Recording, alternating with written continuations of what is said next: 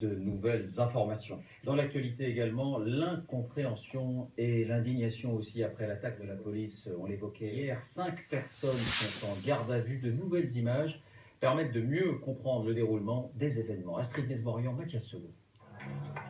Une voiture de police en feu en plein Paris, c'est une nouvelle vidéo qui nous éclaire sur l'enchaînement des événements. Hier, 12h30, un cortège menaçant se forme quai de Valmy. Une partie de la foule pille une benne de recyclage et se saisit de bouteilles de verre.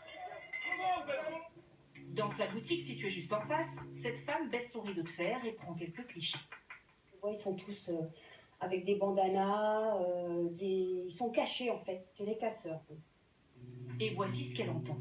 Tellement de bruit, je les entendais, on y va, on se les fait, on va se les faire les poulets rôtis. Leur cible, cette voiture de police. Une première vitre vole en éclats, un assaillant frappe le conducteur, un premier plot en acier est projeté sur la voiture. Par réflexe, le policier saisit son arme. Fais attention, fais attention! Puis se ravise et voudrait démarrer, mais la rue est bloquée. Surgit alors un homme, muni d'une barre métallique. Les assaillants ont arraché leurs armes aux devantures voisines. Les casseurs, en fait, sont d'abord passés à l'agence. Ils ont carrément pris des plots, ils ont enfoncé les vitrines et ils ont dépecé, en fait, toutes les lames de fer. C'est des montants de la vitrine, c'est ces barres de fer, en fait, qui ont servi.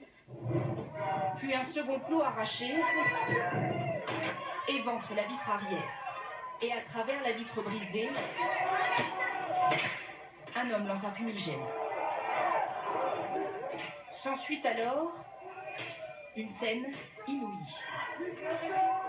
Le policier parle les coups de son agresseur. Un homme s'interpose. La voiture s'embrase, rien à faire. Sa collègue le presse de s'éloigner. Peu après, un riverain sort de chez lui muni d'un extincteur. Il a assisté à toute la scène. Une fois que la voiture a pris feu, tout le monde s'est écarté, tout le monde s'est dispersé. Mais c'était 10 personnes sur les 200 qui étaient là. 5 personnes ont été interpellées, puis placées en garde à vue. Bonsoir Dominique Verdaillan, précisément vous suivez l'enquête pour nous à Paris. Quel est le profil de ces 5 personnes qui sont toujours interrogées ce soir?